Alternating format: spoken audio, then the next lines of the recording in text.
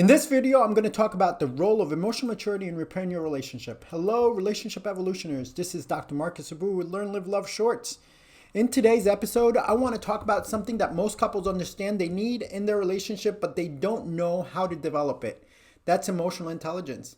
A lot of people think that as they get older, they automatically become more emotionally mature, but that's not always the case. It's something you have to work on every day, and your relationship can help you.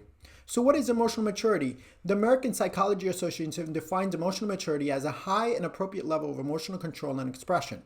Emotional immaturity is the opposite, something that tends to be out of control or someone that tends to be out of control with their emotions.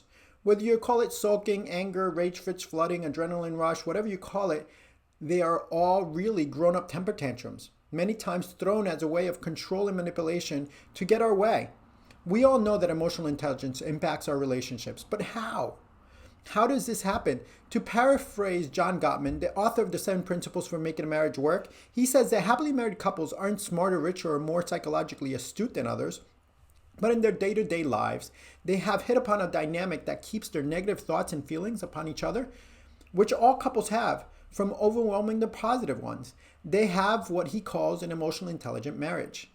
And last week, when we spoke about the role of fathers in their children's life and how when a father is involved in a child's life, whether it's a son or a daughter, they develop more empathy and emotional intelligence as adults.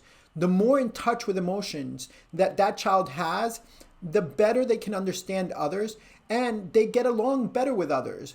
Then the sunnier that child's future will be. Whether his or her academic IQ is, doesn't matter what their IQ is.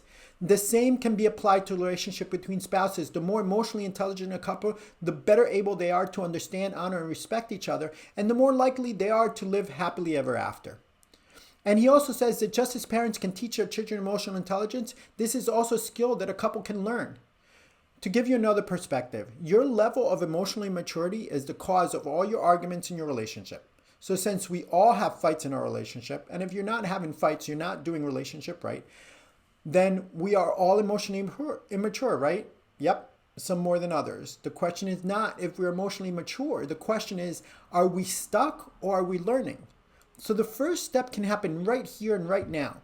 That's learning or understanding and having an awareness of the impact that our past plays on our present life, an awareness of responding rather than reacting, awareness of how others are feeling, an awareness that our emotions are natural, an awareness that it's not always about controlling our emotions, but accepting the ability to navigate emotions.